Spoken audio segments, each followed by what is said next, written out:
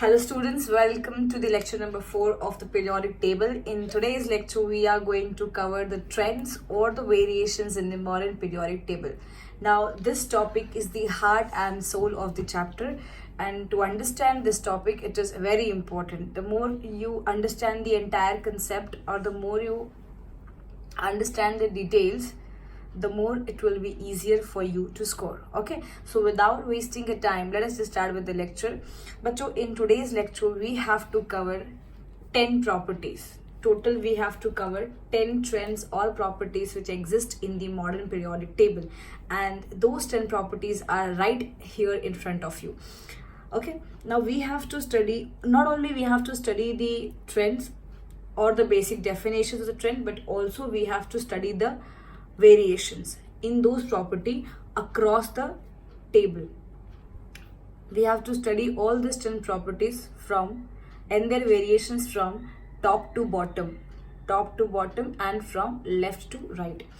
बच्चों ये सारे प्रॉपर्टीज को हमको अच्छे से डिटेल में स्टडी करना है, सो बिना समय वेस्ट किए we are just starting with the lecture. Okay, so now before starting with the lecture, एक आप लोगों का सबसे चैप्टर का जो बेसिक कंसेप्ट है वो कवर करना बहुत ही ज़्यादा ज़रूरी है. Once again I will just read out all the 10 properties first, तो आपके दिमाग में ये चीज़ बैठ जाए अच्छे से. ठीक है, तो पहली प्रॉपर्टी है number of shells, valence electrons, valency, atomic radius, metallic character, non metallic character, ionization energy, electron affinity, electronegativity and reactivity.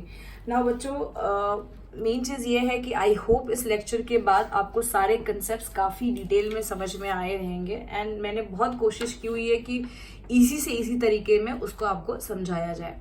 ठीक है, so before starting with any of the property I want you to understand this. ठीक है, now बच्चों आपको यहाँ पे cover करना है कि electron capacity of the electron shell. Topic है electron capacity of the electron shell. सबसे पहले शेल्स क्या होता है ये समझना बहुत ज़रूरी है. नाउ बच्चों, न्यूक्लियस के आजू बाजू एक इमेजिनरी जगह होती है, या फिर एक इमेजिनरी, एक बोलते हैं ना ऑर्बिट, हम इमेजिन करते हैं, एक रास्ता इमेजिन करते हैं, और हम ऐसा बोलते हैं कि उस पाथ पे इलेक्ट्रॉन्स रिवॉल्व करते हैं. ठीक है, जिस तरीके से प्लैनेट्स सन के चक्कर काटते हैं और प्लैनेट्स जिस पाथ को ट्रेस करते हैं सन के रेवोल्यूशन के टाइम पे, उस पाथ को हमने नाम दिया है ऑर्बिट. सिमिलरली ये हो गया आपका न्यूक्लियस.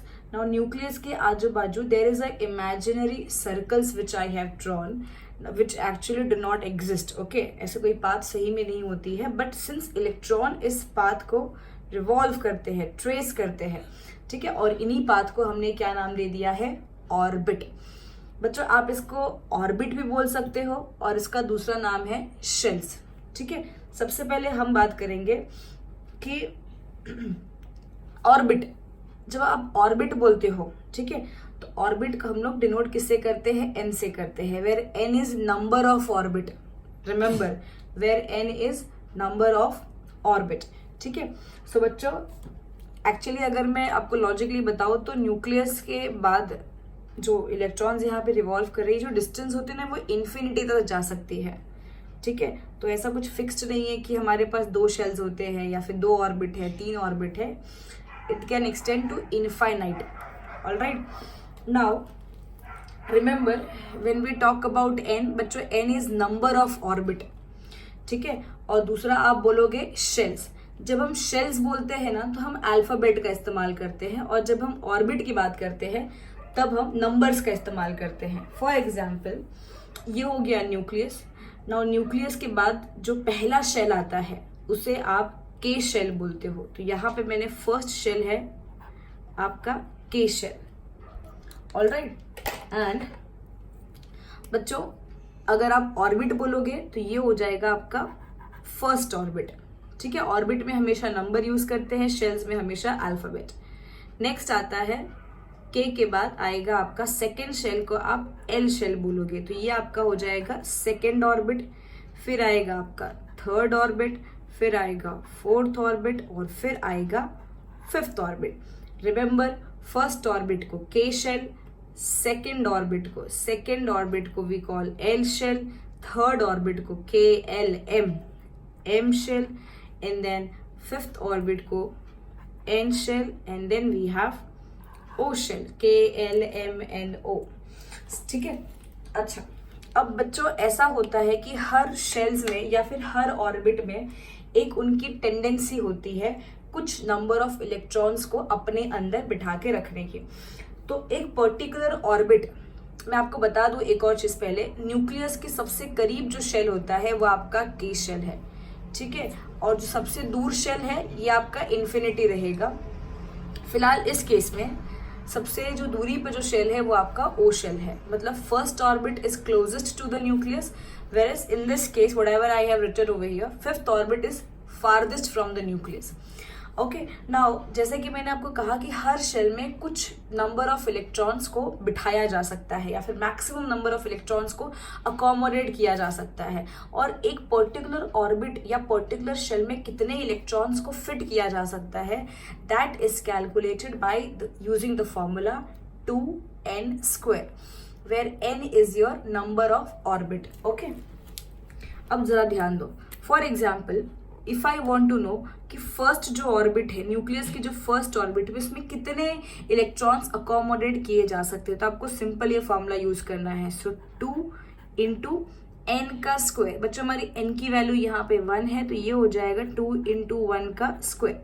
सो 1 का square is 1 and 1 into 2 is 2. तो टोटल पहले ऑर्बिट में मैक्सिमम, ये मैक्सिमम है, सिर्फ और सिर्फ 2 इलेक्ट्रॉन्स तक ज्यादा से ज्यादा अकोमोडेट किए जा सकते हैं. ठीक है. दूसरा, सेकेंड ऑर्बिट में मैक्सिमम कितने इलेक्ट्रॉन्स फिल किए जा सकते हैं. ठीक है, तो आपको बता दो, जैसे ये हो गया आपका फर्स्ट, तो फर्स्ट में मैक्सिमम कितने इलेक्ट्रॉन्स आएंगे, 1 और 2.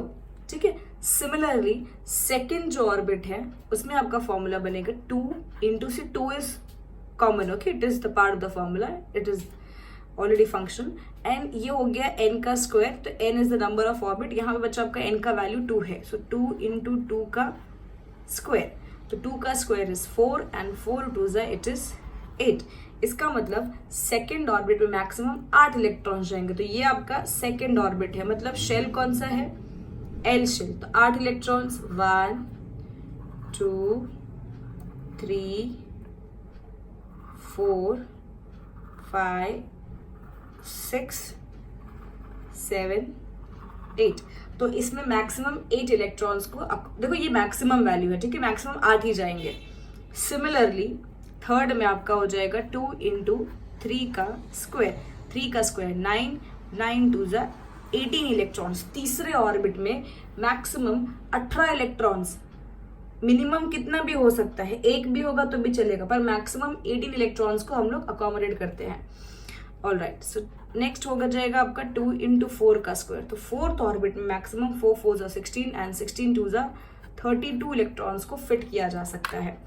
All right, now next we talk about the fifth orbit. So 2 into 5 का स्क्वायर. तो 5 का स्क्वायर 25, 25 2 50 इलेक्ट्रॉन्स. मतलब पांचवा shell, that is fifth orbit, that is O shell में 50 इलेक्ट्रॉन्स को हम लोग मैक्सिमम अकोमोडेट कर सकते हैं.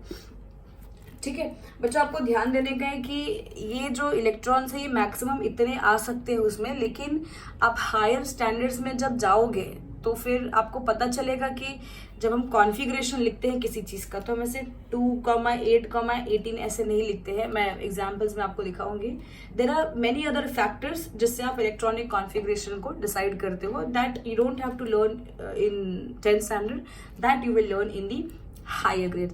So I hope this is the basic thing is clear कि शेल्स, ऑर्बिट, हमेशा ऑर्बिट बोलोगे तो आपको नंबर्स बोलना है, शेल्स बोलोगे तो आपको अल्फाबेट बोलना है. एग्जाम में आपको आ सकता है कि एल शेल में मैक्सिमम कितने इलेक्ट्रॉन्स अकोमोडेट किए जाएंगे, तो आपको पता होना चाहिए कि एल शेल मतलब सेकेंड ऑर्बिट है. ठीक है, और एक पर्टिकुलर शेल में मैक्सिमम कितने इलेक्ट्रॉन्स जाएंगे उसके लिए आपके पास स्ट्रेट अवे फॉर्मूला है, that is 2n². I hope this is very much clear. All right बच्चों, now before I start with the properties, let me just make you all clear with 3 more basic concept which you have to learn in this chapter. Okay, So the three basic terms which you have to understand very clearly before understanding all the properties is, you have to understand what is nuclear charge, what is valence electrons, and then you have to understand what is valency. Okay, and I'll make sure that you are very much clear about all these three basic terms. Now बच्चों, मैंने आपके लिए definition लिखा हुआ है यहाँ पे. Nuclear charge, it is the charge on the nucleus of the atom controlled by the number of protons and electrons present in it. नहीं समझा, कोई बात नहीं, ठीक है. सिंपल सा मतलब ये है, न्यूक्लियर चार्ज मतलब होता है न्यूक्लियस के ऊपर का चार्ज. सिंपल, न्यूक्लियर चार्ज मतलब होता है न्यूक्लियस के ऊपर का चार्ज. अगर आप ध्यान से देखोगे तो ये हो गया आपका एक एटम, ठीक है. बीच में मैंने बनाया हुआ है न्यूक्लियस, और उसके अंदर बच्चे मैंने लिखा है 11 protons and there are 12 neutrons. Okay, 11 protons और 12 न्यूट्रॉन्स है. नाउ आपको पता होना चाहिए, आपने अपने लोअर क्लास में पढ़ा रहेगा कि प्रोटॉन्स के ऊपर होती है positive charge and neutrons are they are neutral, they have no charge. So बच्चों, बेसिकली जो न्यूक्लियस आपका जो बना है उसके अंदर 11 पॉजिटिव चार्ज है एंड 12 न्यूट्रल चार्जेस है. तो कहीं ना कहीं आपके न्यूक्लियस के ऊपर पॉजिटिव चार्जेस जनरेट हुए हैं. किसके वजह से? प्रोटॉन की वजह से. तो basically in this atom there is 11 positive charges present inside the nucleus. So here in this case the nuclear charge is 11. ठीक है, और वो किसके वजह से आया है? प्रोटॉन की वजह से आया है. Similarly in this case we have 15 protons inside the nucleus. So बच्चों, अगेन प्रोटॉन के ऊपर पॉजिटिव चार्ज रह जाती है, ठीक है, because proton is positive, neutrons are neutral. तो कहीं ना कहीं न्यूक्लियस के ऊपर एक चार्ज बनता है प्रोटॉन्स के वजह से. जितना प्रोटॉन चार्ज है उतना ही आपका, वही पूरी चार्ज को हम लोग क्या बोलते हैं? न्यूक्लियर चार्ज कहते हैं. So I hope it is clear that the charge on the nucleus due to protons, it is simply the nuclear charge. All right, I hope this is very much clear. So किसी भी atom के अंदर जितना ज्यादा protons का counting बढ़ता जाएगा उसका न्यूक्लियर चार्ज भी क्या होगा? उतना ही बढ़ेगा. जैसे कि सिंपल, इन दोनों में अगर मैं आपको कंपेयर करने बोलूँ कि किसके पास न्यूक्लियर चार्ज ज्यादा है, तो आपका डेफिनेटली ऑप्शन रहेगा option B. By the way, 11 proton, that is इस एटम की एटॉमिक नंबर 11 है. 15 प्रोटॉन्स, इस एटम के एटॉमिक नंबर है 15. This is sodium and this is phosphorus. Okay, so nuclear charge, जिसमें प्रोटॉन ज्यादा, उसका न्यूक्लियर चार्ज क्या रहता है? ज्यादा रहता है. I hope this is very much clear. बच्चों, next we come to valence electrons and then we have the valency. Now please understand what is valence electron. Simple, number of electrons present in the outer most shell. किसी भी atom के आखिरी shell में जितने electrons होते हैं उसी electrons को हम क्या कहते हैं? Valence electron. अब मैंने आगे भी कुछ लिखा हुआ है. Valence electrons are the number of electrons present in the outermost shell that can participate in the chemical bonding. बच्चा, आपको पता ही होना चाहिए किसी भी एटम के आखिरी शेल में जो इलेक्ट्रॉन्स होते हैं वही इलेक्ट्रॉन्स केमिकल बॉन्ड फॉर्मेशन में इन्वॉल्व होते हैं. समझ में आ रहा है? तो वैलेंस इलेक्ट्रॉन्स वही इलेक्ट्रॉन्स हैं जितने इलेक्ट्रॉन्स आखिरी शेल में प्रेजेंट है. जैसे कि इन दोनों की बात करते हैं ना. सोडियम के केस में, okay, I will write here that this is sodium and this is phosphorus. Now बच्चों, in case of sodium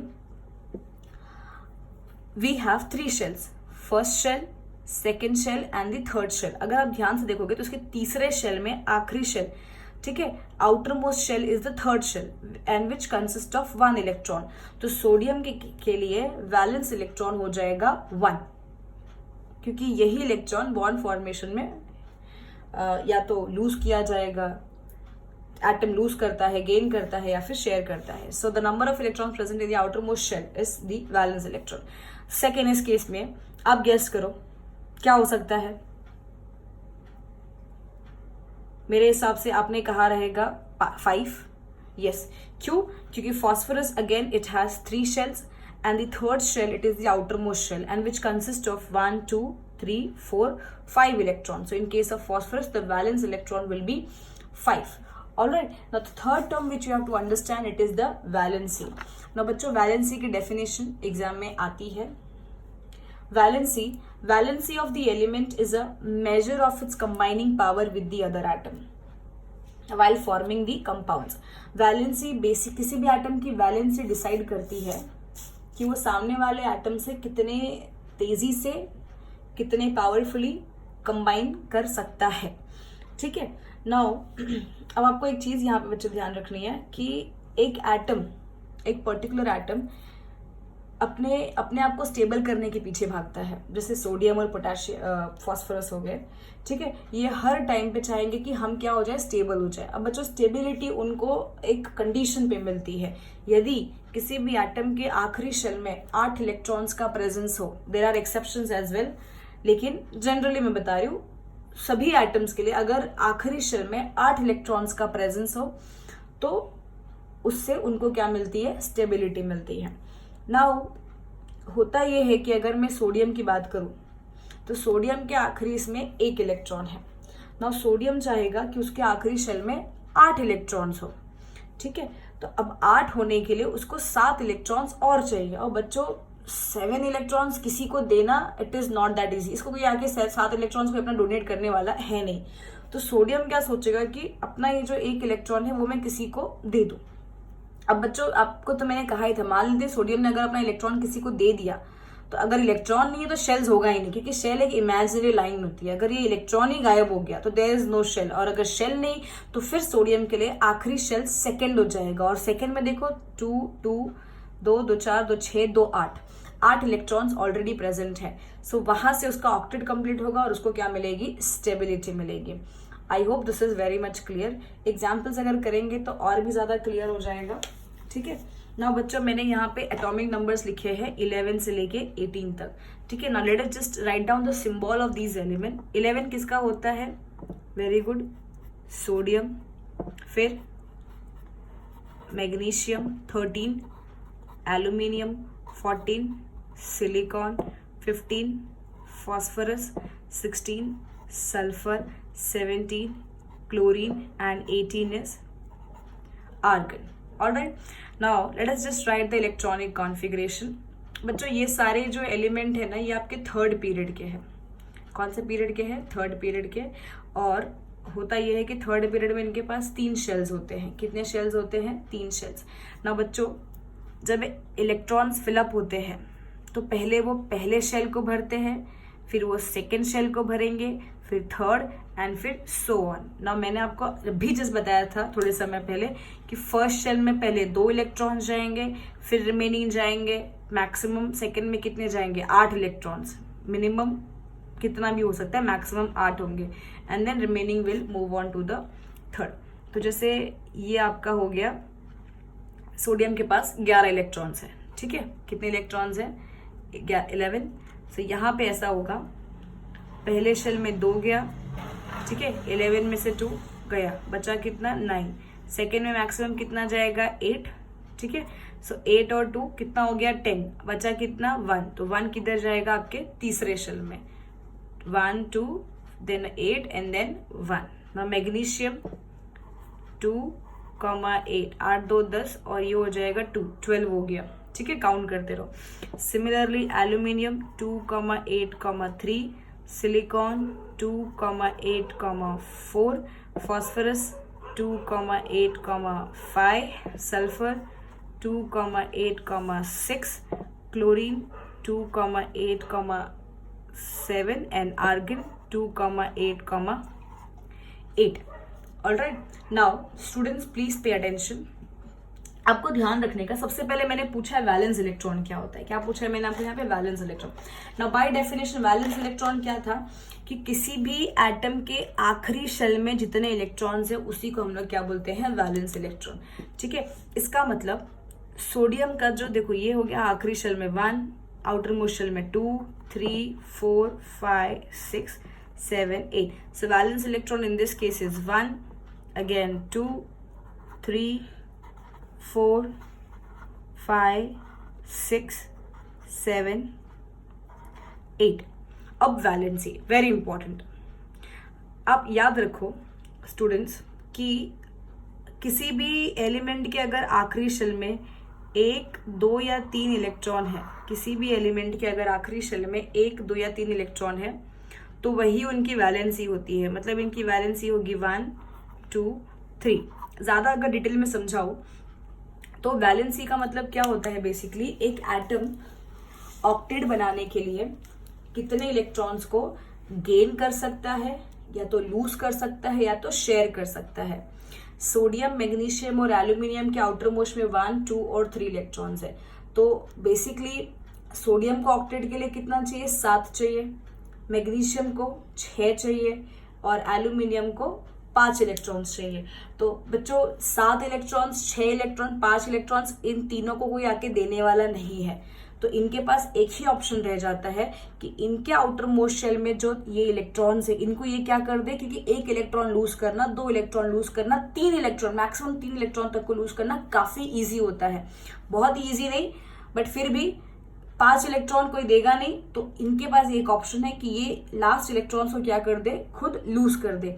और जैसे ही ये आखिरी के इलेक्ट्रॉन शेल से बाहर निकले तो इनका आखिरी शेल क्या हो जाएगा, सेकेंड शेल। और सेकेंड शेल में आप देख रहे हो 8 इलेक्ट्रॉन्स तो है ही, तो इनका ऑक्टेट जो है वो क्या हो जाएगा, कंप्लीट। तो बेसिकली वैलेंसी क्या होती है कि एक एटम ने कितना इलेक्ट्रॉन लूज किया, या तो कितना गेन किया, तो कितना शेयर किया, किसके लिए, ऑक्टेट के लिए।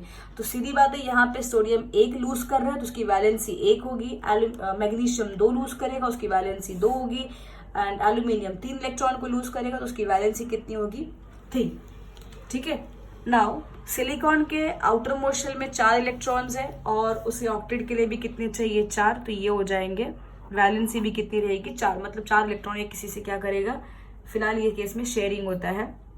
अच्छा, अब बच्चों जब वैलेंस इलेक्ट्रॉन 5, 6, 7, 8 पे आए हैं तो आप वैलेंसी निकालने के लिए क्या कर सकते हो, इन नंबर्स को 8 से माइनस कर दो। इन नंबर्स को क्या करोगे, 8 से माइनस। जैसे फास्फोरस की वैलेंसी निकालने के लिए 8 - 5 3, सल्फर 8 - 6 2, क्लोरीन 8 - 7 1 एंड आर्गन 8 - 8 0। ठीक है। सो पे अटेंशन। अब देखो, अब फास्फोरस के आउटर मोस्ट में कितना है, 5 इलेक्ट्रॉन्स है, बराबर है। ऑक्टेट को कितने चाहिए, 3। ठीक है। अब अगर आप ऐसा सोचोगे कि फास्फोरस अपना 5 इलेक्ट्रॉन किसी को दे दे, तो ऐसे तो होगा नहीं, 5 इलेक्ट्रॉन लूज नहीं कर सकता, बिकॉज न्यूक्लियस इलेक्ट्रॉन्स को काफी तेजी से पकड़ के रखते हैं। तो 5 इलेक्ट्रॉन लूज करना इतना आसान नहीं है। और डेफिनेटली एल्यूमिनियम जैसे लोग तो मतलब तैयार ही रहते हैं इलेक्ट्रॉन्स को क्या करने के लिए, देने के लिए। तो सीधी बात है, फास्फोरस को 3 इलेक्ट्रॉन क्या करेगा, देखो ये वाले कंडीशंस क्या है, लूज करने वाले हैं। ये कंडीशन ये किस में आता है, शीरक शेयर करते हैं। और ये वाले 3, 2, 1 ये लोग क्या करते हैं, इलेक्ट्रॉन्स को गेन करते हैं। Remember the number of electron लूज्ड by the atom, shared by the atom और गेन बाय एन एटम। ठीक है, यही इनकी क्या होती है, वैलेंसी होती है। और आर्गन के आखिरी शेल में ऑलरेडी 8 इलेक्ट्रॉन्स है, तो क्या उसको किसी की इलेक्ट्रॉन्स को लेने या देने की जरूरत है, नहीं। ना ही वो लूज करेगा, ना ही शेयर करेगा, ना ही गेन। तो यहाँ पे इसके लिए देखो आर्गन आपका नोबल हो जाता है, किसी के साथ कभी रिएक्ट नहीं करता, कंबाइन नहीं करता, बिकॉज वैलेंसी आपको बताती है कि एक एटम की कंबाइनिंग पावर भी बताती है। So you have to remember that when the valence electron is 1, 2, 3, तो वैलेंसी भी वही होगी, 4 के लिए 4। And when the valence electron is 5, 6, 7, then the valency you can calculate by subtracting from 8। All right, ठीक है। आई होप इतना आपको बहुत ही अच्छे से दिमाग में गया रहेगा। अगर फिर भी कुछ डाउट है तो आप कमेंट सेक्शन में कमेंट कर दीजिए, and definitely I will try to clear a doubt. Alright, okay students, so finally let us just move on to the properties. Alright, तो सबसे पहले हम लोग कवर करेंगे top to bottom and then we will move from left to right. ठीक है। अब जब टॉप टू बॉटम की बात चलती है तो टॉप टू बॉटम का एक्चुअली मतलब क्या होता है, तो बच्चों याद रखो, पीरियड में टॉप टू बॉटम और पीरियड में लेफ्ट राइट क्या होता है। ये देखो, ये आपका हो गया पीरियोडिक टेबल। ठीक है, ये हो गया आपका टॉप टू बॉटम, इसे हम बोलते हैं टॉप टू बॉटम, मतलब particularly when you move down the group. और ये हो गया लेफ्ट टू राइट, इसको हम अक्रॉस द पीरियड भी कहते हैं। ठीक है, I hope this is clear. Okay, तो सबसे पहली जो प्रॉपर्टी है वो है नंबर ऑफ शेल्स। ना बच्चों, मैंने क्या किया है, एक ग्रुप 1 के कुछ एलिमेंट्स को मैंने लिख लिए हैं। ग्रुप 1 एस ब्लॉक का आपका सबसे पहला ग्रुप है। I hope you remember this, okay, in our previous lecture. So group 1 में मैंने आपको 4 एलिमेंट्स को उठाए हैं, hydrogen, lithium, sodium and potassium, हेलिना के। ठीक है, hydrogen, lithium, sodium and potassium with the atomic number 1, atomic number 3, atomic number 11 and atomic number 19। ना बच्चों आपको पूछा गया, बताने का है, सिंपल बताने का है कि नंबर ऑफ शेल्स के साथ टॉप टू बॉटम क्या हो रहा है। इन सब का आंसर आपको सिर्फ इंक्रीज एंड डिक्रीज में ही लिखना है, ज्यादा कुछ भी नहीं लिखना है। ठीक है ना, मुझे साफ साफ दिखाई दे रहा है कि जैसे जैसे हम ग्रुप के नीचे नीचे बढ़ते जाते हैं, जैसे जैसे we move down the group, you can see the number of shells also increases. ठीक है, जो आपको मेन यहाँ पे चीज ध्यान रखने का है कि ये जो एलिमेंट है आपका हाइड्रोजन, ये आपका आता है फर्स्ट पीरियड का, again this is first second period, this is the third period and this is fourth period. बच्चों एक चीज दिमाग में रख लो कि आपका एलिमेंट जितने पीरियड में है, the period number also indicates the number of shell. एक फर्स्ट पीरियड एक shell, second period 2 shells, third period 3 shells, fourth period will have the atom which belong or the element which belong to fourth period will have 4 shell. The element which belongs to fifth period will have 5 shells.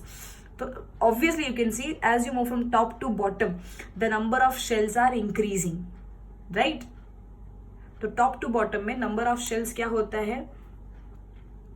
Here I will write it, number of shells increases as you move top to bottom। Exam में अगर question आएगा कि number of shells क्यों increase होता है, तो आपको बोलने का है कि since the period number increases, आपको लिखना है the period number also indicates the number of the shell. ठीक है, जो पीरियड नंबर वही क्या होगा, शेल नंबर। तो as you move down the group, since the period number increases, therefore the number of shells also increases. Alright, okay, now next we talk about the valence electron. बच्चों valence electron क्या होता है, वो electron जो क्या हो आखिरी shell में, जितने इलेक्ट्रॉन्स जो आखिरी शेल में प्रेजेंट हो उसके हम क्या बोलते हैं, वैलेंस इलेक्ट्रॉन। तो बच्चों अगर आप ग्रुप 1 के एलिमेंट को ध्यान से देखोगे तो हाइड्रोजन के आखिरी शेल में एक इलेक्ट्रॉन है, लिथियम के भी एक इलेक्ट्रॉन है, सोडियम के भी आखिरी शेल में एक इलेक्ट्रॉन है एंड पोटेशियम के भी आखिरी शेल में एक इलेक्ट्रॉन है। इससे साफ पता चलता है कि as you move down the group, the number of valence electrons, मैं वैलेंसी की बात नहीं की, मैंने बोला है the number of valence electrons, it what increases decreases, नहीं, it remains same. Understood? So as you move down the group, the number of valence electrons remains the same। तो ग्रुप 1 में वैलेंस इलेक्ट्रॉन 1 होते हैं, तो group 2 में कितने होंगे, 2 valence electron, group 3 में 13 में होंगे 3, 14 में होंगे 4 valence electrons. So you have to note this carefully. Okay, next way बच्चों we talk about the valency. अब वैलेंसी क्या होता है कि कितने इलेक्ट्रॉन्स को लूज कर सकते हैं स्टेबिलिटी के लिए या फिर गेन कर सकते हैं। अब सिंस ग्रुप 1 में हमारे हाइड्रोजन को छोड़ के बाकी सब मेटल्स आते हैं, तो मेटल्स के पास बच्चों टेंडेंसी होती है इलेक्ट्रॉन्स को गेन करने, लूज करने की। सो आपको तो पता ही है कि यहाँ पे वैलेंसी की अगर मैं बात करूँ तो लिथियम 1 इलेक्ट्रॉन लूज करेगा, सोडियम कितना इलेक्ट्रॉन लूज करेगा, 1 इलेक्ट्रॉन लूज करेगा, पोटेशियम के आउटर मोस्ट शेल में 1 इलेक्ट्रॉन, ऑक्टेट के लिए ये भी यूज करेगा। एक सिर्फ आपको बेसिक याद रखने का कि हाइड्रोजन लिथियम ना ऑक्टेट नहीं कंप्लीट करते, हाइड्रोजन लिथियम डुप्लेट कंप्लीट करते हैं ना। डुप्लेट का मतलब होता है कि इनके आखिरी शेल में कितने इलेक्ट्रॉन्स हो, 2 इलेक्ट्रॉन्स हो। ओके, हाइड्रोजन का तो इलेक्ट्रॉन ये लूज करेगा तो प्रोटॉन बनता है, आपको ये सब डिटेल में नहीं पढ़ना है। बट रिमेंबर ग्रुप 1 वालों की वैलेंसी 1 होती है, 2 वालों की वैलेंसी 2, 3 वालों की वैलेंसी 3, 4 वालों की वैलेंसी 4। लेकिन जब आप आगे आगे ग्रुप में बढ़ोगे तो वैलेंसी क्या होती है, डिक्रीज होते जाती है। तो फिलहाल हमको down the group top to bottom पढ़ने का है। तो remember when you move from top to bottom, hydrogen भी 1 लूज करेगा, लिथियम भी 1 लूज करेगा, सोडियम भी 1 ही लूज करेगा, पोटेशियम भी 1 लूज करेगा, पोटेशियम के नीचे आता है रूबिडियम, वो भी 1 ही इलेक्ट्रॉन को लूज करेगा। तो इनकी वैलेंसी भी क्या होगी, डाउन द ग्रुप मतलब top to bottom, valency also remains same. Okay, now next very important we talk about atomic radius. Now बच्चों एटॉमिक रेडियस के लिए आपको कुछ नया पढ़ना है यहाँ पे। Okay, so the next properties atomic radius, उसके लिए पहले हम क्या करते हैं, एटॉमिक रेडियस का डेफिनेशन देखते हैं। ठीक है, नाउ बच्चों atomic radius, it is basically the distance from the center of the nucleus to the outermost shell। ठीक है। एटॉमिक रेडियस मतलब एटम का रेडियस, ये हो गया आपका एटम, ठीक है। न्यूक्लियस के सेंटर से लेके आउटर मोस्ट शेल तक की जो डिस्टेंस होती है, ये जो ग्रीन कलर की जो एरो गई है, ये पूरे डिस्टेंस को आप क्या बोलोगे, एटॉमिक रेडियस बोलोगे, ठीक है। मैंने ये एटम बनाया हुआ है लीथियम के केस में the distance from the centre of the nucleus to the outer most shell is basically 152 picometre. Atomic radius it is measured in picometre. Picometre मतलब होता है पीएम होता है पिकोमीटर। इसको आप एंगस्ट्रॉन्ग्स मीटर्स में भी कन्वर्ट कर सकते हो, जो आपको टेक्स्ट बुक में दिया गया है। So remember what is the definition of atomic radius, it is the distance from the centre of the nucleus to the outer most shell, इसे आप बोलते हो एटॉमिक रेडियस, ठीक है। नाउ आपको बताने का है कि टॉप टू बॉटम अगर आप जा रहे हो ग्रुप में, तो what do you think, atomic radius बढ़ेगा कि कम होगा? बच्चों आपको एकदम लॉजिकल आंसर देने का यहाँ पे गिव रीजन आता है। Yes, as we move from down the group the atomic radius clearly increases. Why? Because the number of shells are increasing. Since आप डाउन द ग्रुप जाओगे तो एक एक शेल की गिनती बढ़ती जाती है, तो न्यूक्लियस और आउटर मोस्ट शेल में डिस्टेंस जो है वो भी क्या हो जाएगा, बढ़ता जाएगा। तो सीधी बात है कि न्यूक्लियस से लेके आउटर मोस्ट शेल तक का डिस्टेंस भी आप क्लियरली डायग्राम में भी देखो, एक शेल, 2 शेल, 3 शेल, 4 शेल, तो साइज बढ़ता हुआ ही दिख रहा है। That means atomic radius top to bottom यहां पे क्या हो रहा है, इंक्रीज होता है, ठीक है। Okay, next we talk about is metallic character. Okay बच्चों, सो मेटालिक कैरेक्टर पढ़ने के लिए और नॉन मेटालिक कैरेक्टर एक साथ कवर कर लेंगे, तो आपको डेफिनेशन पता होना चाहिए, ठीक है ना बच्चों। Metallic character it relates to tendency to lose the electron. देखो सिंपल सा, नॉन मेटालिक कैरेक्टर क्या होता है कि एक एटम कितनी क्षमता है, कितनी पोटेंशियल है, कितनी कैपेबिलिटी है इलेक्ट्रॉन्स को अपनी तरफ खींचने की। जो एटम जितनी तेजी से इलेक्ट्रॉन्स को अपनी तरफ पुल करने की टेंडेंसी रखता है, वो उतना ही अच्छा नॉन मेटल होता है। सिमिलरली जो एटम जितने आसानी से इलेक्ट्रॉन्स को लूज करने की टेंडेंसी रखता हो, जो एटम जितने आसानी से इलेक्ट्रॉन्स को लूज करने की टेंडेंसी रखता हो, वो उतना ही अच्छा मेटालिक बिहेवियर दिखाता है। जैसे कि नाउ बच्चों होता ये है, हम लोग पहले सिर्फ किसकी बात करेंगे, टॉप टू बॉटम की बात करेंगे। नाउ रिमेंबर, जैसे कि आप टॉप टू बॉटम में जा रहे हो तो बच्चों क्या हो रहा है ना कि शेल्स का साइज बढ़ रहा है, एटॉमिक रेडियस क्या हो रहे हैं, बढ़ते जा रहे हैं। अगर एटॉमिक रेडियस बढ़ेगा तो न्यूक्लियस से लेके और शेल्स के बीच की दूरी बढ़ेगी, ठीक है। तो बच्चों देखो, न्यूक्लियस और इलेक्ट्रॉन्स के बीच में एक ना फोर्स ऑफ अट्रैक्शन प्रेजेंट होता है। न्यूक्लियस इलेक्ट्रॉन्स को अपनी तरफ खींच के रखता है, और वो फोर्स ऑफ अट्रैक्शन को हम लोग क्या कहते हैं, electrostatic force of attraction. Now since nucleus और इलेक्ट्रॉन्स के बीच की दूरी बढ़ती जा रही है, तो वो जो फोर्स ऑफ अट्रैक्शन है, जो इलेक्ट्रॉन्स और आउटर मोस्ट इलेक्ट्रॉन्स और न्यूक्लियस के बीच में रहता है, वो फोर्स ऑफ अट्रैक्शन क्या होती है, वीक पड़ती जाती है। समझ में आ रही है मेरी बात? नाउ रिमेंबर, तो साइज बढ़ने की वजह से जो अट्रैक्शन है न्यूक्लियस और इलेक्ट्रॉन के बीच में, आउटर मोस्ट इलेक्ट्रॉन के बीच में, ये बहुत वीक पड़ जाती है, जिस वजह से आखिरी इलेक्ट्रॉन लूजली बाउंड हो जाते हैं न्यूक्लियस से। मतलब बेसिकली न्यूक्लियस की पकड़ से छूटते रहते हैं। तो आप मुझे बताओ, इन चारों में से सीधी बात है, कौन अपने आखिरी इलेक्ट्रॉन को जल्दी छोड़ सकता है, रिलीज कर सकता है? वो होगा पोटेशियम। क्यों बच्चों? क्योंकि यहाँ पे न्यूक्लियस की पकड़ आखिरी इलेक्ट्रॉन पे काफी कम है, क्योंकि एक तो शेल्स काफी ज्यादा है, डिस्टेंस काफी बढ़ गई है, और डिस्टेंस बढ़ने की वजह से वो फोर्स ऑफ अट्रैक्शन जो पुल होता है वो काफी वीक पड़ जाती है, और वो पुल वीक पड़ने की वजह से ये इलेक्ट्रॉन न्यूक्लियस की इतनी पकड़ में नहीं होता है। और पोटेशियम बोल सकते हो कि अच्छा मेटल साबित होगा, क्योंकि वो उतनी ही आसानी से इलेक्ट्रॉन को क्या कर सकता है, लूज कर सकता है। So basically you understand that the metallic character down the group will increase. बच्चों वो सबसे अच्छा मेटल वही होता है जो जितने आसानी से इलेक्ट्रॉन को लूज करे। इनमें सबसे आसानी से इलेक्ट्रॉन लूज करेगा पोटेशियम। पोटेशियम से भी ज्यादा अच्छा नीचे पोटेशियम क्या आता है, सीजियम, क्योंकि उसके पास 5 शेल्स होते हैं, ठीक है। तो 5 शेल, उसके बाद आपका आएगा, सॉरी इसके नीचे रुबिडियम आएगा, रुबिडियम के नीचे आता है सीजियम। तो रुबिडियम के पास बच्चों होता है 5 शेल, सीजियम के पास होता है 6 शेल्स। तो बात एकदम क्लियर है कि अगर आप lithium, sodium, potassium, rubidium, caesium की बात करो, ये रेडियो एक्टिव है। तो जैसे ही आप टॉप टू बॉटम नीचे की तरफ आओगे तो इनमें से सबसे अच्छा मेटल होगा सीजियम, क्योंकि उसके पास 6 शेल्स होते हैं। तो सबसे बड़ी साइज होती है सीजियम की, और बड़ी साइज होने की वजह से क्या होता है, इसका आखिरी इलेक्ट्रॉन ये सबसे पहले लूज कर सकता है। I hope this is very much clear. ठीक है, सो बच्चों मेटालिक कैरेक्टर के केस में आप बताओगे कि जैसे जैसे हम नीचे की तरफ बढ़ते हैं top to bottom, metallic character क्या होता है, इंक्रीज होता है। तो अगर मैं आपको पूछूं कि सोडियम, पोटेशियम या फिर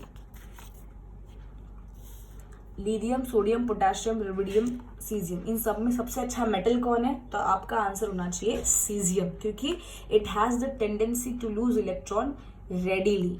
ऑलराइट, ठीक है। Now next we move on to the non metallic character. बच्चों नॉन मेटालिक कैरेक्टर क्या इंडिकेट करता है, इलेक्ट्रॉन को एक्सेप्ट करने की टेंडेंसी। एक केमिकल रिएक्शन के समय जो एलिमेंट जितने आसानी से इलेक्ट्रॉन को एक्सेप्ट कर ले वो उतना ही अच्छा क्या होगा, नॉन मेटल होगा। तो बच्चों यहाँ पे एकदम क्लियर है कि टॉप टू बॉटम जाने से मेटालिक कैरेक्टर बढ़ रही है, तो सीधी बात है नॉन मेटालिक कैरेक्टर डेफिनेटली क्या होगी, डिक्रीज होगी, क्योंकि नॉन मेटल्स इलेक्ट्रॉन को खींचने वाले होते हैं। फिर यहाँ तो इलेक्ट्रॉन को टॉप टू बॉटम लूज किया जा रहा है, तो सीधी बात है मेटालिक कैरेक्टर बढ़ रही है तो नॉन मेटालिक कैरेक्टर क्या होगी, ऑटोमेटिकली डिक्रीज होगी। ऑलराइट, ओके बच्चों, नेक्स्ट आता है प्रॉपर्टी आयोनाइजेशन एनर्जी। ये आपको डिटेल में कॉलेज सेक्शन में, हायर सेक्शन में ज़्यादा दिया हुआ है, फिर भी हमको बेसिक पता होना चाहिए 10th ग्रेड में भी आके। So let us just quickly see the definition of ionization energy. ना बच्चों, ionization energy, it is the minimum amount of energy required to remove the most loosely bounded electron from the valence shell। नहीं समझा, कोई बात नहीं। Ionisation energy बच्चों एक energy होती है, मिनिमम एनर्जी, ठीक है। किसी भी एटम के आखिरी शेल में से वैलेंस इलेक्ट्रॉन को निकालने के लिए, खींचने के लिए जो एनर्जी आपको देनी पड़ेगी, वो एनर्जी को हम लोग क्या बोलते हैं, आयोनाइजेशन एनर्जी। अगर मैं आपको सिंपल तरीके से बताऊं तो जस्ट वेट, ठीक है, लिसन केयरफुली। नाउ जैसे कि यहाँ पे आपके पास एटम है, ठीक है, आपको तो पता ही है कि न्यूक्लियस और इलेक्ट्रॉन्स के बीच में क्या होती है, एक फोर्स ऑफ अट्रैक्शन प्रेजेंट होती है, ठीक है। या तो यहाँ पे एक्सप्लेन करती हूँ, ये हो गया आपका न्यूक्लियस, ठीक है। चलो यहाँ पे यहीं पे देख लो, तो न्यूक्लियस और इलेक्ट्रॉन्स के बीच में क्या होता है, एक फोर्स ऑफ अट्रैक्शन प्रेजेंट होता है ना बच्चों। अगर मुझे सोडियम से फॉर एग्जांपल ये इलेक्ट्रॉन को बाहर निकालना है, अगर मुझे इलेक्ट्रॉन को निकालना तो मुझे क्या करना पड़ेगा, इस फोर्स ऑफ अट्रैक्शन को तोड़ना पड़ेगा। और फोर्स ऑफ अट्रैक्शन को तोड़ने के लिए मुझे क्या करनी पड़ेगी, एनर्जी देनी पड़ेगी, उतनी एनर्जी देनी पड़ेगी जिससे ये फोर्स ऑफ अट्रैक्शन को ओवरकम किया जा सके। और मिनिमम मुझे कितनी एनर्जी देनी पड़ेगी, वो आपका होता है आयोनाइजेशन एनर्जी। सिंपल मान लेते हैं न्यूक्लियस ने ये आखिरी इलेक्ट्रॉन को 100 किलो जूल की एनर्जी से पकड़ के रखा है, तो सीधी बात है अगर मैं 101 किलो जूल की एनर्जी दूं तो शायद ये इलेक्ट्रॉन्स इस शेल से बाहर आ जाए, तो मेरी मिनिमम अमाउंट ऑफ एनर्जी क्या हो गई यहाँ पे, 101 किलो जूल की एनर्जी। और वही एनर्जी को आप क्या बोलते हो, आयोनाइजेशन एनर्जी। वापस I will repeat the definition, the minimum amount of energy required to remove the valence electrons या फिर electrons from the outermost shell of the atom is called as ionization energy। Now आप मुझे बताओ क्या top to bottom जाने से ionisation energy बढ़नी चाहिए कि घटनी चाहिए। मेरे हिसाब से जब आप नीचे की तरफ आते हो तो न्यूक्लियस और इलेक्ट्रॉन के बीच की डिस्टेंस बढ़ रही है। और बच्चों डिस्टेंस बढ़ रही है तो मैंने आपको बार बार कहा है कि जब इनके बीच में दूरी बढ़ रही है, हम सिर्फ और सिर्फ आखिरी इलेक्ट्रॉन पे फोकस कर रहे हैं। जब डिस्टेंस बढ़ रहा है न्यूक्लियस और आखिरी इलेक्ट्रॉन के बीच में तो फोर्स ऑफ अट्रैक्शन क्या हो रही है, कम होते जा रही है। वो अट्रैक्शन अगर कम हो रही है तो मुझे ज्यादा एनर्जी, इस इलेक्ट्रॉन को निकालने के लिए ज्यादा एनर्जी नहीं लगेगी। न्यूक्लियस और इलेक्ट्रॉन्स के बीच में जैसे जैसे दूरी बढ़ती जाएगी तो ये गैप बढ़ता जाएगा, और ये गैप अगर बढ़ेगा तो फिर हमें एनर्जी क्या करनी पड़ेगी, कम देनी पड़ेगी, क्योंकि फोर्स ऑफ अट्रैक्शन कम होता है, ठीक है। So when you move down the group, so that means एक बार मैं और वापस कह देती हूँ, जैसे लिथियम हो गया, सोडियम हो गया, पोटेशियम हो गया, इन सब का अगर मुझे आखिरी इलेक्ट्रॉन निकालने का है तो मुझे सबसे ज्यादा एनर्जी लिथियम में देनी पड़ेगी, बिकॉज लिथियम का इलेक्ट्रॉन, आखिरी इलेक्ट्रॉन न्यूक्लियस के सबसे करीब पे है, तो यहाँ पे फोर्स ऑफ अट्रैक्शन सबसे ज्यादा है। तो समझ में आ रहा है? तो ionization energy basically as you move from top to bottom it decreases.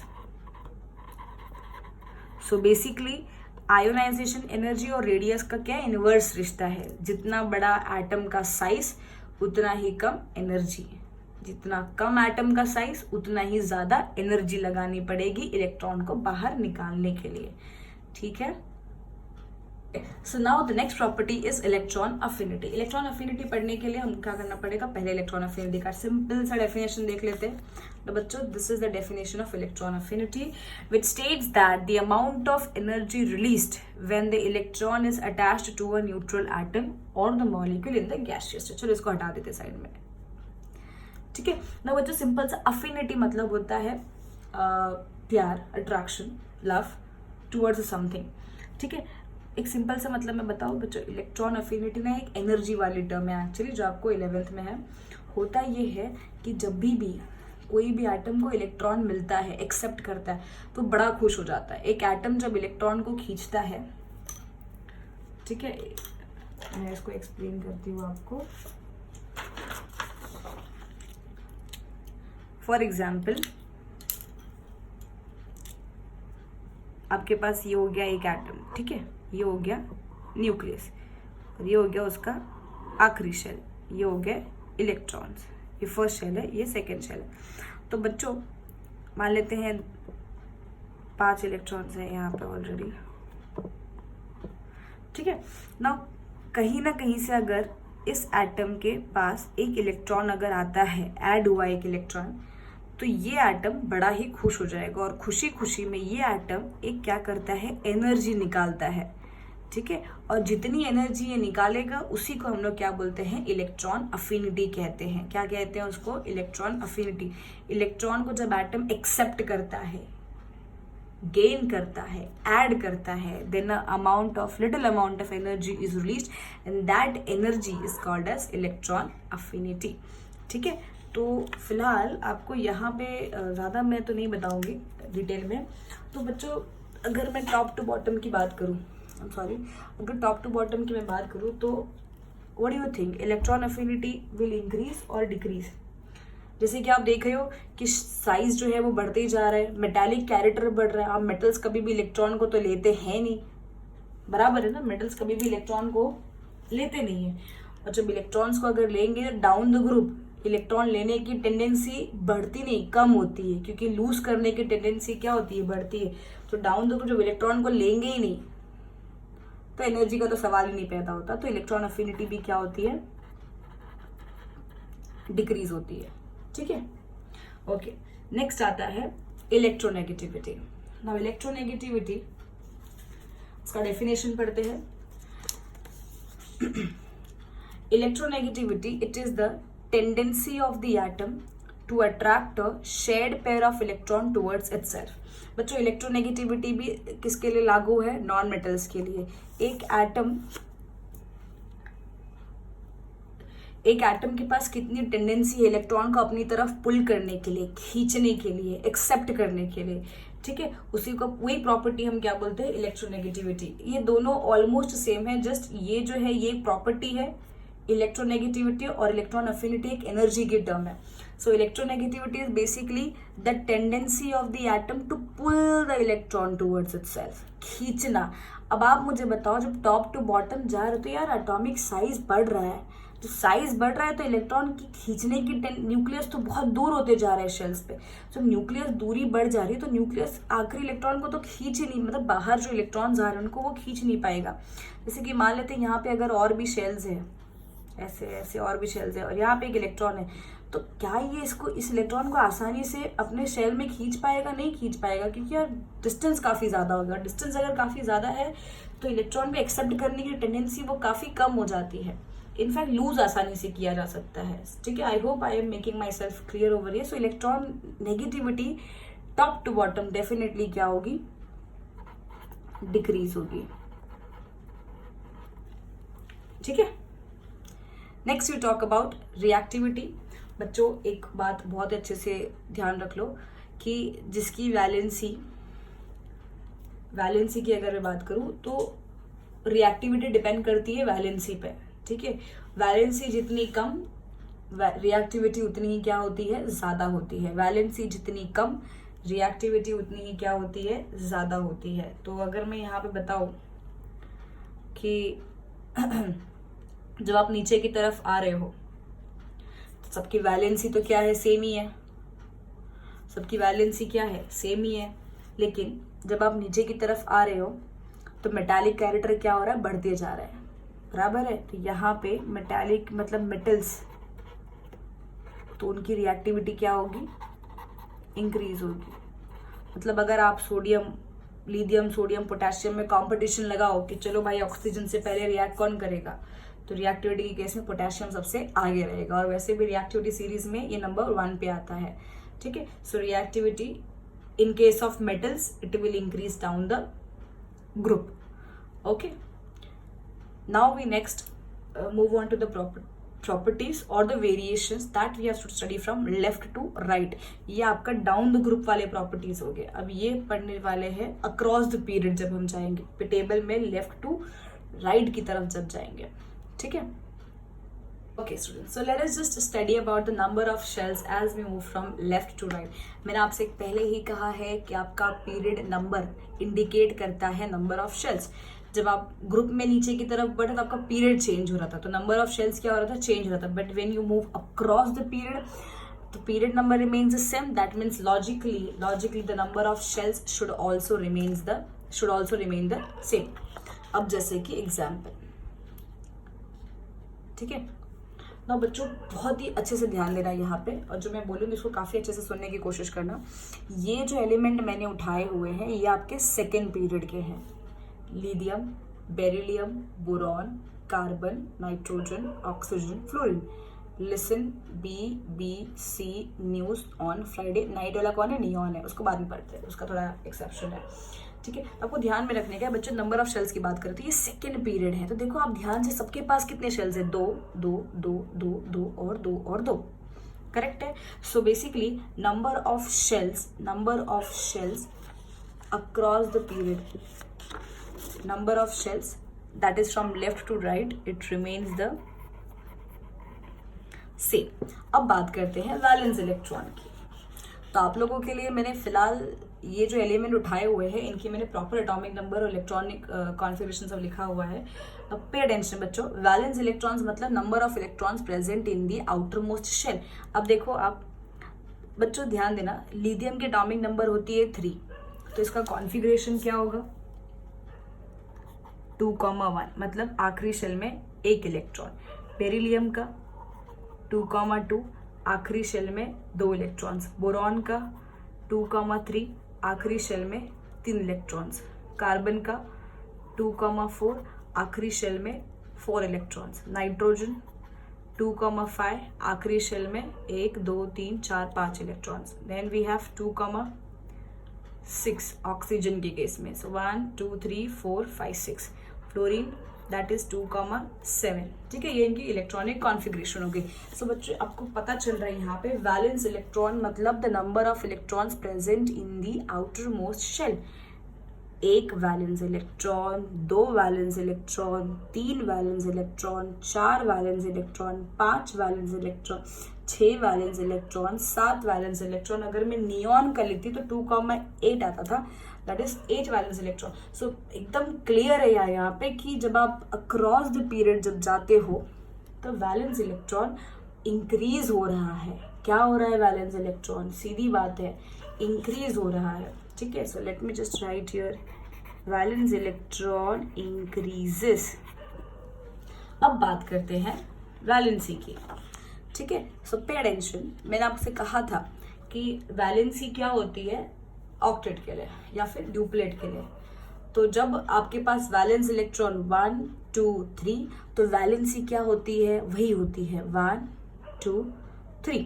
So basically पहले इसकी वैलेंसी क्या होगी, 1 होगी, इसकी 2 होगी और इसकी क्या होगी, 3। ये तीनों क्या करेंगे, ये देखो ये तीनों इलेक्ट्रॉन को लूज करने वाले लोग हैं। तो वैलेंसी क्या हो रही है, बढ़ रही है। 1 2 3 देखो वैलेंसी क्या हो रही है, बढ़ रही है।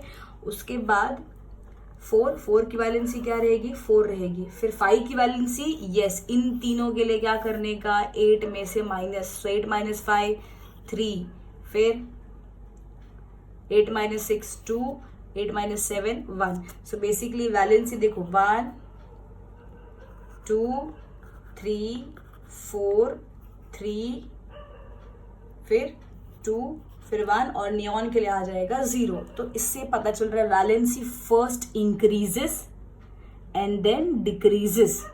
Valency for the first 4 elements valency increases and for remaining 4 it decreases. 3 नहीं है बाबा, फ्लोरीन के बाद नियॉन भी आता है, मैंने लिखा नहीं है, उसकी 0 वैलेंसी रहेगी। 8 माइनस से 2 कॉमा 8 उसका कॉन्फिगरेशन होगा।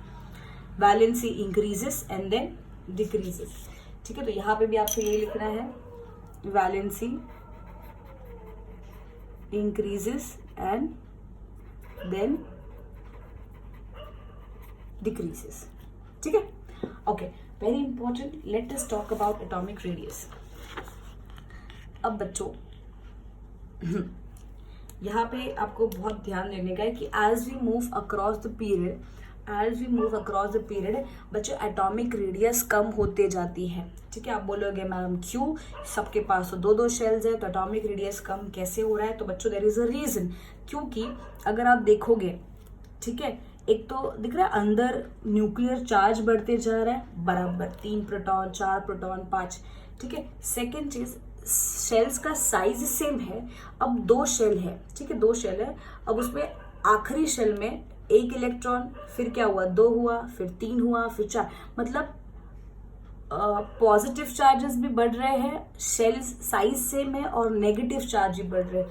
तो इससे क्या होता है, न्यूक्लियस और इलेक्ट्रॉन्स की गिनती जब बढ़ती है तो उनके बीच का फोर्स ऑफ अट्रैक्शन भी क्या होगा, बढ़ेगा। तो यहाँ पे एटम का साइज सबसे बड़ा, क्योंकि इलेक्ट्रॉन सबसे कम है, फिर कम कम कम कम, और फिर एकदम कम होते जाएगा। समझ में आ रहा है ये चीज? सो एटम का साइज बड़ा, और फिर it goes on decreasing decreasing decreasing and decreasing, because जितना ज्यादा इलेक्ट्रॉन, देखो 2 शेल में यहाँ पे कहाँ पे 1 इलेक्ट्रॉन थे, और यहीं पे 2 शेल में कितने इलेक्ट्रॉन्स होते, 7 इलेक्ट्रॉन्स है। तो definitely electrostatic force of attraction in this case is very strong, and जिस वजह से न्यूक्लियस और इलेक्ट्रॉन्स के बीच में अट्रैक्शन बढ़ने से क्या होता है कि वो दूरी कम होती जाती है। दूरी कम होने की वजह से क्या होता है, एटॉमिक रेडियस जो साइज है वो भी क्या होती जाएगी, डिक्रीज होती जाएगी। आई hope this is very much clear. बच्चों नियॉन का ना साइज याद रखो, एक गिवन पीरियड में नोबल गैस की साइज उस पूरे पीरियड में सबसे बड़ी होती है।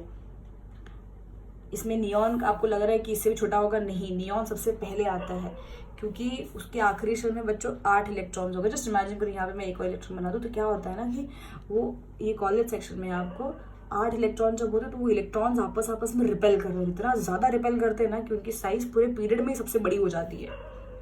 ठीक है, अच्छा इनकी वैल्यूज देख लो, 152 पिकोमीटर, 111 पिकोमीटर, 88 पिको, ये मैंने अप्रॉक्सीमेट वैल्यू लिखी हुई है, आपको हर जगह अलग अलग बुक में थोड़ी वैल्यूज ऊपर नीचे अलग अलग दिखाई देती है, सो दैट्स ओके। 74 पिकोमीटर, तो and the lowest is 63 picometre.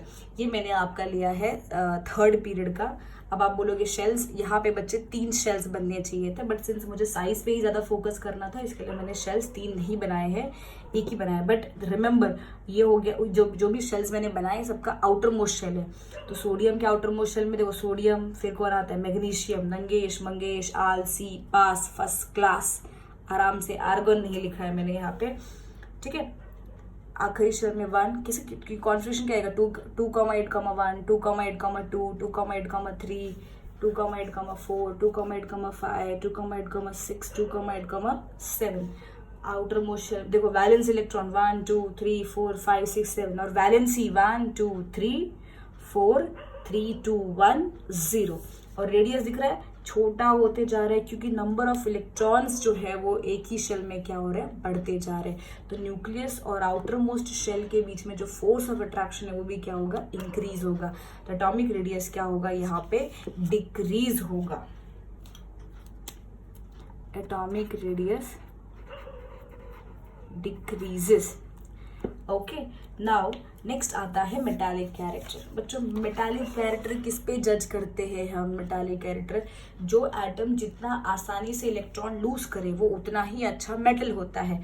पर अब अगर आप ध्यान से देखोगे तो as we move across the period तो साइज छोटी होती जाएगी, और साइज छोटी होने की वजह से इलेक्ट्रोस्टैटिक फोर्स ऑफ अट्रैक्शन काफ़ी स्ट्रांग है। तो क्या आपको लगता है कि ये लोग आखिरी इलेक्ट्रॉन्स को लूज करने वाले हैं आसानी से? नहीं। अगर मैं बोलूँ इनमें से सबसे जल्दी इलेक्ट्रॉन कौन लूज करेगा, सीधी बात है ये सबसे पहले इलेक्ट्रॉन लूज करेगा, बिकॉज इसका साइज क्या है, काफ़ी बड़ा है। सो अच्छा मेटल तो यही हुआ। So that means as we move across the period, यहाँ पे अगर मैं बोलूँ सबसे अच्छा मेटल कौन है, आप बोलोगे सोडियम है। और इन दोनों में कौन है, सोडियम, क्योंकि इससे ज़्यादा बड़ी साइज की, इसके पास 3 शेल्स होते हैं।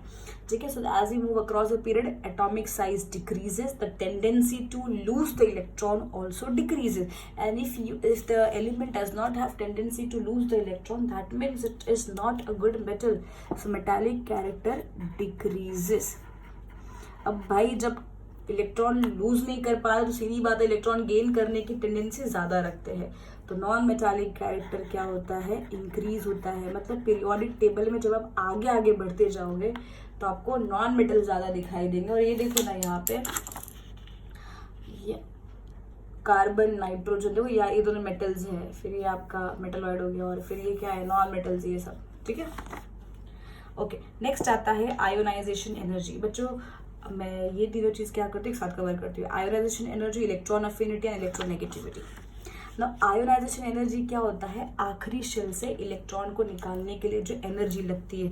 ना बच्चों यहाँ पे साइज छोटे होते जा रहे हैं, बराबर है। तो आप मुझे लॉजिकली बताओ, अगर मुझे सबके पास 2-2 शेल्स है और सबके 2-2 शेल में से मुझे एक इलेक्ट्रॉन अगर को बाहर खींचना हो तो सबसे ज्यादा एनर्जी किस में देनी पड़ेगी, यहाँ पे। क्यों? क्योंकि यहाँ पे फोर्स ऑफ अट्रैक्शन क्या है, काफी ज्यादा, और सबसे कम एनर्जी मुझे यहाँ पे देनी पड़ेगी। इसका मतलब क्योंकि साइज छोटी होती जा रही है तो इलेक्ट्रॉन को न्यूक्लियस का जो फोर्स ऑफ अट्रैक्शन है इलेक्ट्रोस्टैटिक, वो क्या हो रहा है, ज्यादा बढ़ते जा रहा है। तो जिस वजह से इलेक्ट्रॉन को निकालने के लिए जो एनर्जी है वो काफी ज्यादा देनी पड़ेगी। So that means as you move across the period, ionization energy, the energy required to remove the outer most electron will also increase. I hope दिमाग में जा रहा है। तो यहाँ पे आपको लिखना है ionization energy will increase. Next come electron affinity. ठीक है, मतलब इलेक्ट्रॉन को एक्सेप्ट करके खुशी मिलती है और उसमें एनर्जी निकलती है। तो बच्चों सीधी बात है, जब आप अक्रॉस द पीरियड जाते हो तो नॉन मेटल की गिनती क्या होती है, बढ़ती है, और ये लोग ही हैं जो इलेक्ट्रॉन को छोड़ते नहीं है, इनफैक्ट खींचते हैं, लूज नहीं करते, गेन करते हो। गेन करते ही क्या होता है, एनर्जी निकलती है। तो अब इसमें कार्बन, नाइट्रोजन और फ्लोरीन, सबसे ज्यादा खुश कौन होता है इलेक्ट्रॉन को खींच के, फ्लोरीन होता है। तो सबसे ज्यादा इलेक्ट्रॉन अफिनिटी किसकी है, यहाँ पे फ्लोरीन की है।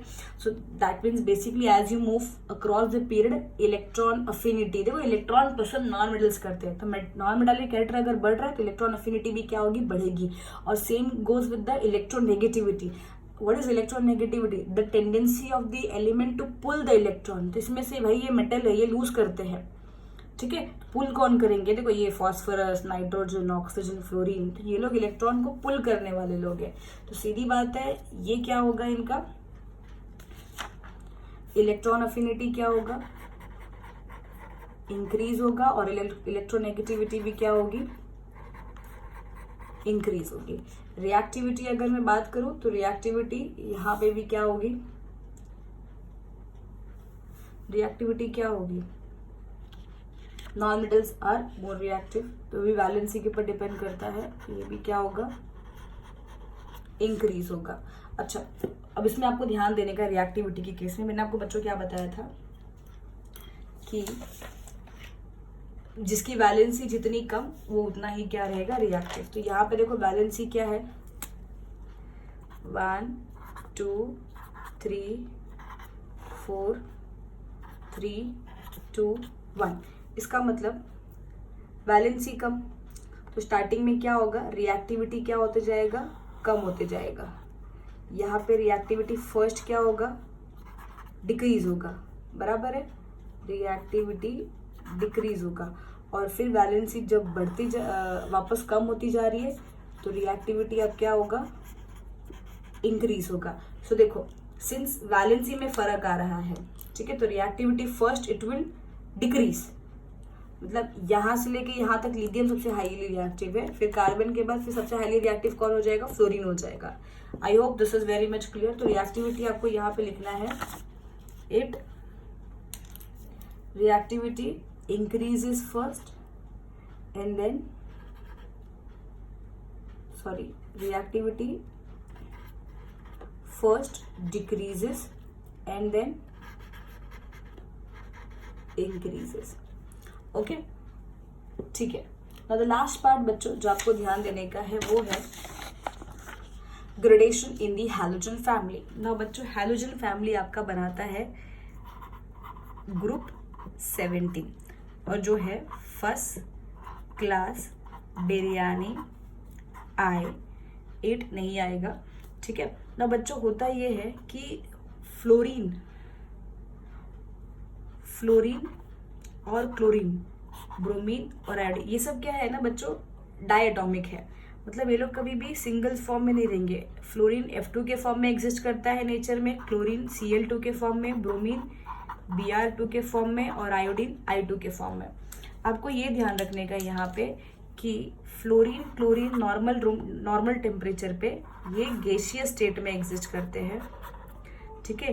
ब्रोमीन लिक्विड स्टेट में एग्जिस्ट करता है और आयोडीन जो है वो आपका सॉलिड स्टेट में एग्जिस्ट करता है। ये टॉपिक को आप क्या बोलते हो, ग्रेडेशन इन दी हैलोजन फैमिली। वेरेज आपको ये पढ़ने का है कि इन सबकी वैलेंसी क्या होती है। हैलोजन फैमिली का कॉन्फ़िगरेशन आखिरी शेल में 7 इलेक्ट्रॉन्स होते हैं सबके, तो वैलेंसी इनकी होगी 1, ठीक है। ये सब क्या होते हैं, डायटॉमिक होते हैं, exist in the form naturally, nature में F2 Cl2 Br2 I2 मिलेंगे। नॉर्मल टेम्परेचर पे F2 Cl2 गैसियस स्टेट में रहेंगे, Br2 लिक्विड स्टेट में और आयोडीन कौन सा स्टेट में रहेगा, सॉलिड स्टेट में। नाउ बच्चों with this we end with today's lecture. I hope सारी प्रॉपर्टी का अगर आपको 80% भी दिमाग में गया रहेगा तो भी बहुत अच्छी बात है। ये भी हो सकता है इसमें कुछ मैंने एक्स्ट्रा पढ़ाया हो, आपको टेक्स्ट बुक में नहीं दिया हो, बट कोई बात नहीं। The more you learn the more you get smarter, okay. जितना नॉलेज रहेगा उतना ही आपका कंसेप्ट अच्छा रहेगा। I hope today's lecture is very much clear, so we will see you in another lecture very soon. If in case there is any doubt you can ask me in the comment section. All right, thank you very much.